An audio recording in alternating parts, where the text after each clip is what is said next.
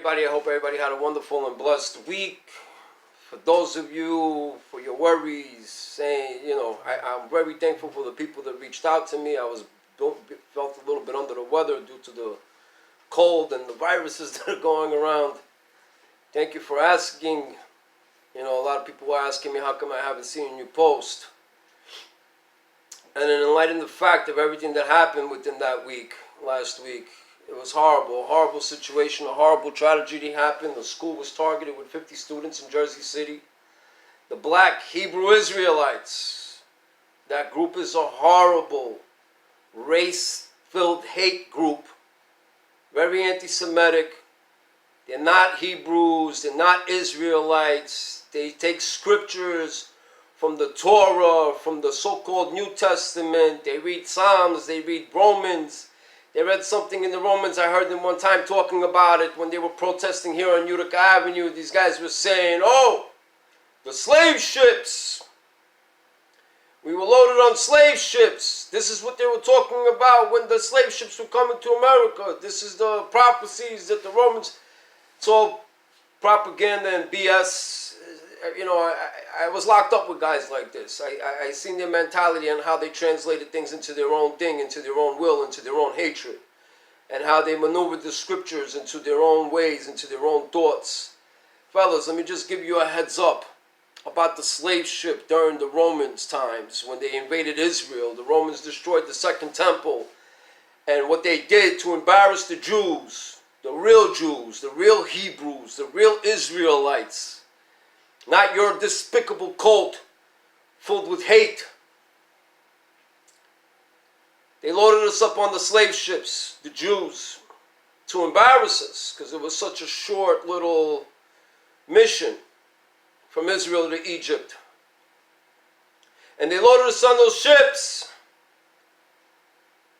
to sell us off and said that nobody's going to buy us in Egypt, to bring us back to Egypt to slavery. And they wanted to embarrass us, to humiliate us, to show us that nobody won't even buy us. That's how worthless we are. I commend the black people that were posting great things, saying it was a tragedy, condemning the other black ignorant people that were speaking horrible things, saying, it wasn't enough Jews. Jews brought this upon themselves in Jersey City in the neighborhood. It's a horrible situation. Just now I just shared a post about how this Israeli Jewish girl got into a rumble with another black woman that was screaming Allah Akbar, that we're all going to get slaughtered, that we're dirty Jews, we're stinky Jews. It's a continuous problem with ignorance, with people that hate. What's the most worst part about it is that Jews and black people were persecuted a lot in history. We suffered the most. And we're at war, we're fighting, it's bluntless hate, it's disgusting. Let me tell you something. I grew up in the hood, I ran through almost every project in Coney Island. I've been around in the Bronx, I've been around in Bed-Stuy, I've been around in Bushwick, I've been around in East New York. I've been through almost every hood in New York, and in Irvington, in Jersey, and in Jersey City, and in Newark. I've been around everywhere. I know what the hood mentality is like. I've been in the hood. I am the hood. Only 6 years I've been like this. And thank God for the changes. Thank God. God showed me the way in my path back to righteousness, to change, to refinement. And I realize we have a purpose. And as the Rebbes says, that our purpose in this world, as God put us here, is to bring light to dark. Our whole mission is to enlighten our communities. Jews have a right to buy property wherever free willingly. And if you're willing to sell it, they're going to buy it. And if Jews are moving into the neighborhood and for some reason you can't afford to live there, that's not the Jewish person's fault. But they are making the neighborhood better if the property is obviously going up. But if the people in the black community are willing to sell their property because they themselves want to move out and they're getting the right price for it, that's nobody's fault. But the black community can also build their own community and make it into a brighter place. The ignorance is horrible. How they scream dirty Jews, Jews run this, Jews run that, Jews run the world. We don't run the world. Jews own the banks. Jews are running Wall Street. It's horrible, and it's coming from all directions, from all the corners of the world. It's coming from everybody. It's coming from white supremacists. It's coming from black supremacists. It's coming from terrorist Islam. And it's a horrible thing. You know what? You guys need to realize. Jews are every single color. Every single color. I daven, I pray, and I eat, I break bread with real black Jews. There's Spanish Jews. There's Russian Jews. There's Arabic Jews. There's Jews from everywhere. We were exiled around this world for a reason, and that's Jews. We need to remember, to enlighten, to bring light to the world around us. Not only just within ourselves. If we're refining ourselves, we have to help refine everything around us in the whole entire community. I heard crazy opinions. Do we retaliate against the Black Hebrew Israelites? For what? Do we sink to their level? Do you guys see Jews throwing airplanes into buildings? Or sending their kids out with suicide bombs? Or making mass shootings? It's ridiculous. The behaviors, the acts.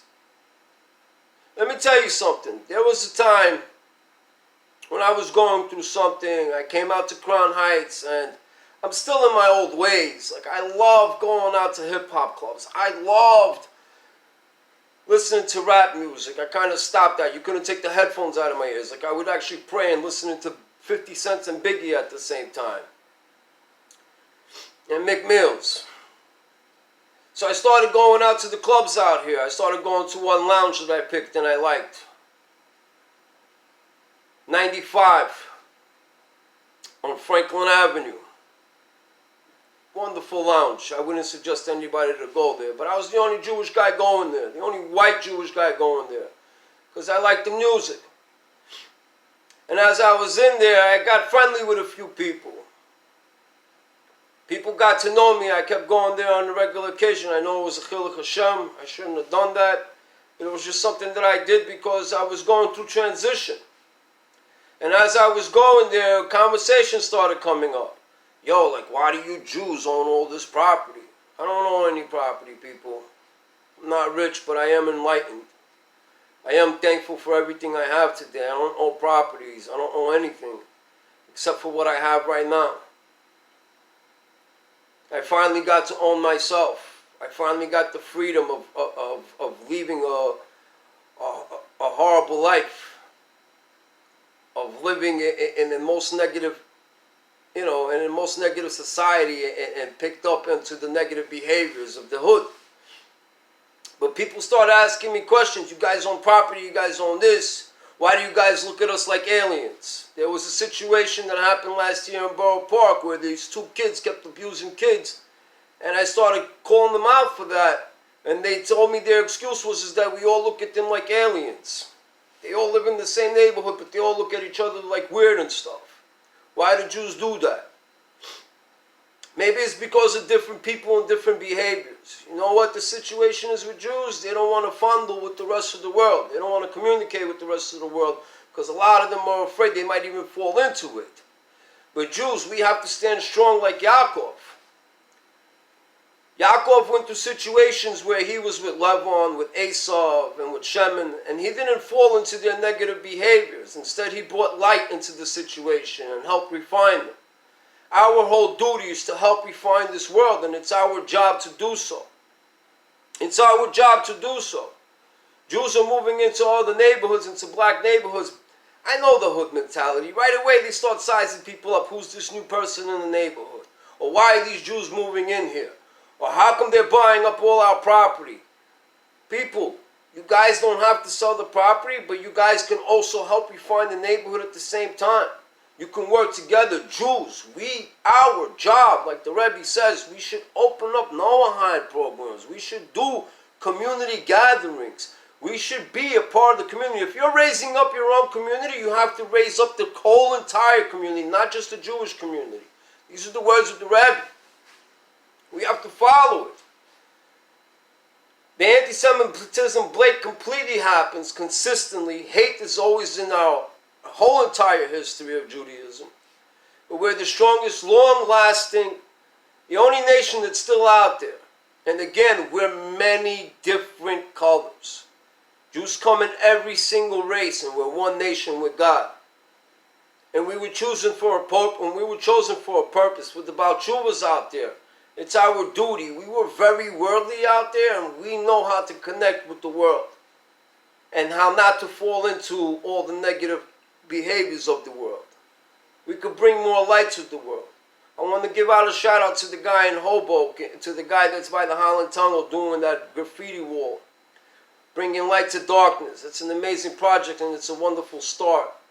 But we have to continue to enlighten our neighborhood. Yes, there's many blunt hate attacks. Some people do deserve to catch a beating, because there's no other way people will learn. The Black Hebrew Israelites, they're just a terrorist cult. They really showed who they are. They always show who they are. They're a violent, vigilant group. But we can't stoop to the level of retaliation, going out to protest. We're going to protest. We're going to make noise for a day. It's going to get posted. It's going to get seen. And then what's going to happen? Back to the same BS. It's time that us Jews really work together and unite to help change the world. We are the lamp lighters of the world, and it's our duty to light up the world in any way possible. Start communicating with your neighbors. When you're living in your neighborhood and you see that somebody's not Jewish, learn to say hello. Learn to be polite. Make the step. It's our job to make the step. This is why the Rebbes started Miftoim. This is why the boys go out all the time and asking people if they're Jews and handing out Noahide cards to those that are not. It's our job to help refine the world. Our refinement needs to start with ourselves by stop thinking about ourselves only. This is the way the rest of the world, Jews only care about themselves. No. Our duty is to enlighten the world. I was reading a story in the Friedrich Rebbes' memoirs. And one of the stories was speaking about a cobbler, which was a shoemaker. His name was Rabbi Wolf, a mystical guy who always wanted to keep his powers on the down low. And he humbled himself, and he had a lot of humility, and he was very humble. And he could have progressed to be the richest person in the world, or whatever he wanted. He had the powers to do it all. And all he wanted to do was repair people's shoes or make new shoes for people, for the poor. He never raised his price. He was out there repairing shoes. He got love from the Gentiles. He got love from all the nations. And he was in the most anti-Semitic place at the time, in Russia, in Lubavitch.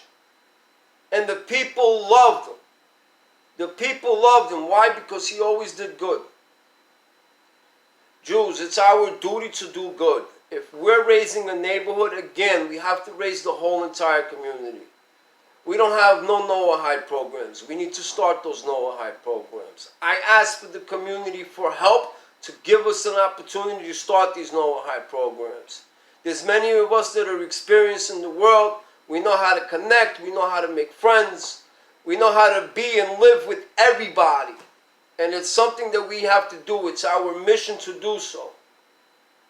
It's our mission to do so. And we got the bracha from the Rebbe, so we will always succeed. Every single shliach that goes out there and follows the Rebbe's orders always succeeds in every single thing that they do. We have that opportunity to succeed in every single thing that we do as long as we're following the right path of the Rebbe.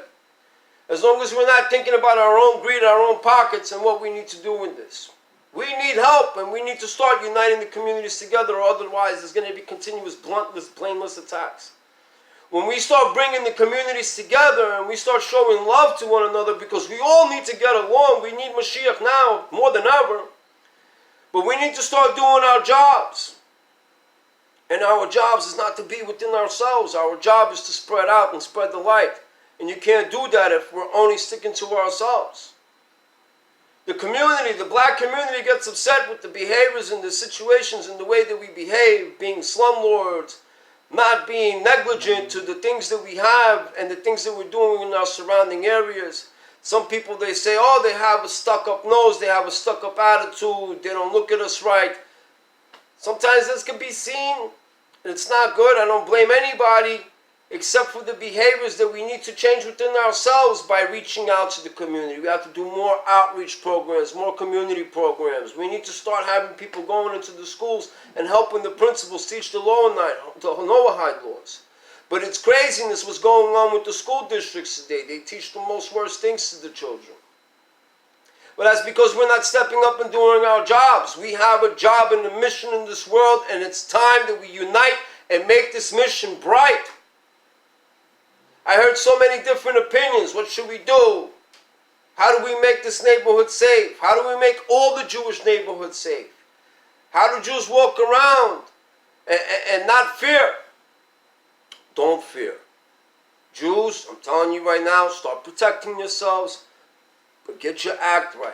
Start saying hello. Start being polite to your surrounding neighbors. There was this one guy, let me tell you a story that happened last year. He was running around screaming at everybody that you guys suck baby penis and you give herpes to babies. And I got into it with him because he blew up in my face. He started yelling at me. And it was on the Shabbos, and I got very offended, and I tried to fight with the guy. I have 4 rabbis holding me back, telling me I shouldn't do it. So I started stepping into the guy. The guy backed down. He went home. The next day I seen him at the Lucy spot on St. John's Place. And the guy stepped to me. Wonderful man. Wonderful man. I'll tell you that. After we and him had a discussion, we started talking. He started apologizing, saying, forgive me.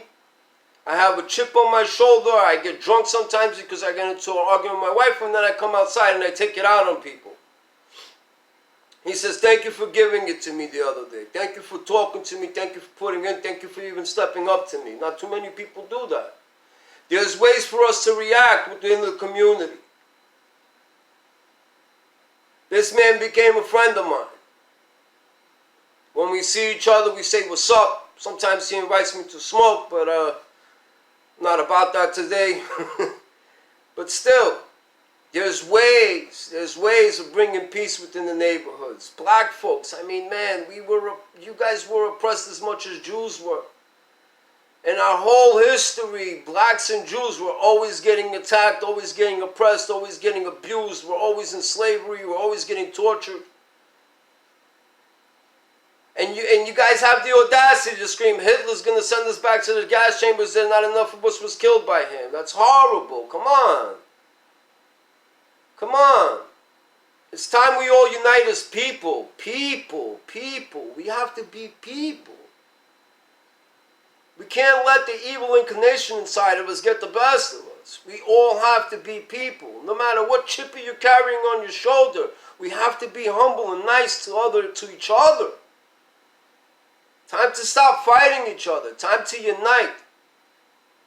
We need help. We all need help.